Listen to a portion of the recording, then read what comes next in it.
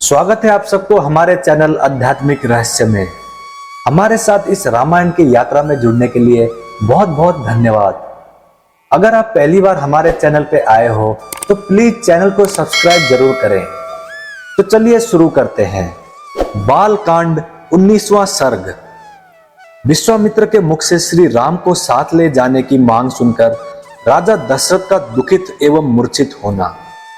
नृपश्रेष्ठ महाराज दशरथ का ये अद्भुत विस्तार से युक्त वचन सुनकर महातेजस्वी विश्वामित्र पुलकित हो उठे और इस प्रकार बोले, राजसिंह, ये बातें आपको ही योग्य हैं। इस पृथ्वी पर दूसरे के मुख से ऐसे उदार वचन निकलने की संभावना नहीं है। क्यों न हो, आप महान कुल में उत्पन्न हैं और वशिष्ठ जैसे ब्रह्मर्षि आपके उपदेशक हैं। अच्छा, अब जो बात मेरे हृदय में है उसे सुनिए। नृपश्रेष्ठ, सुनकर उस कार्य को अवश्य पूर्ण करने का निश्चय कीजिए। आपने मेरा कार्य सिद्ध करने की प्रतिज्ञा की है, इस प्रतिज्ञा को सत्य कर दिखाइए। पुरुष परवर, मैं सिद्धि के लिए एक नियम का अनुष्ठान करता हूं। उसमें इच्छा अनुसार रूप धारण करने वाले 2 राक्षस विघ्न डाल रहे हैं। मेरे इस नियम का अधिकांश कार्य पूर्ण हो चुका है। अब उसकी समाप्ति के समय वे 2 राक्षस आ धमके हैं। उनके नाम है मारीच और सुबाहु। वे दोनों बलवान और सुशिक्षित हैं। उन्होंने मेरी यज्ञ वेदी पर रक्त और मांस की वर्षा कर दी है।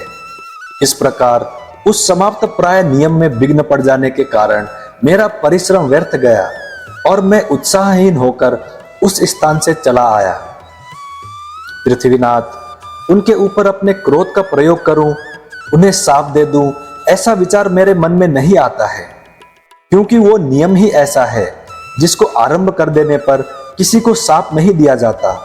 अतः नृपश्रेष्ठ, आप अपने काक्ष पक्षधारी सत्य पराक्रमी शूरवीर ज्येष्ठ पुत्र श्री राम को मुझे दे दें। ये मुझसे सुरक्षित रहकर अपने दिव्य तेज से उन विघ्नकारी राक्षसों का नाश करने में समर्थ हैं। मैं इन्हें अनेक प्रकार का श्रेय प्रदान करूंगा, इसमें संशय नहीं है। उस श्रेय को पाकर ये तीनों लोकों में विख्यात होंगे। श्री राम के सामने आकर वे दोनों राक्षस किसी तरह ठहर नहीं सकते। इन रघुनंदन के सिवा दूसरा कोई पुरुष उन राक्षसों को मारने का साहस नहीं करता। नृपश्रेष्ठ, अपने बल का घमंड रखने वाले वे दोनों पापी निशाचर काल पास के अधीन हो गए हैं। अतः महात्मा श्री राम के सामने नहीं टिक सकते। भूपाल, आप पुत्र विषयक स्नेह को सामने न लाइए। मैं आपसे प्रतिज्ञा पूर्वक कहता हूं कि उन दोनों राक्षसों को इनके हाथ से मरा हुआ ही समझिए। सत्य पराक्रमी महात्मा श्री राम क्या हैं, ये मैं जानता हूं। महातेजस्वी वशिष्ठ जी तथा ये अन्य तपस्वी भी जानते हैं।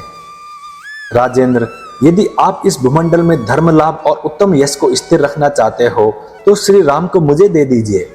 तो कुष्ठ नंदन, यदि वशिष्ठ आदि आपके सभी मंत्री आपको अनुमति दें तो आप श्री राम को मेरे साथ विदा कर दीजिए।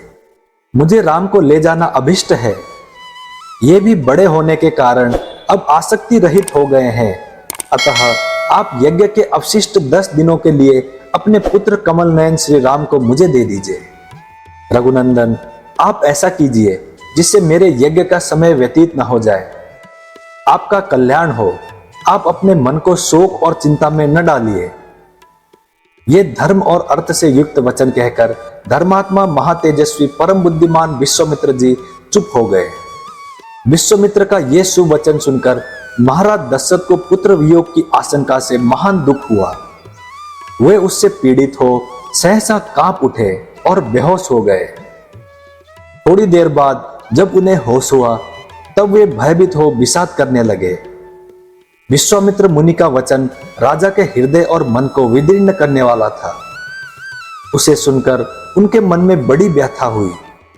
वे महामनस्वी महाराज अपने आसन में विचलित हो मूर्छित हो गए।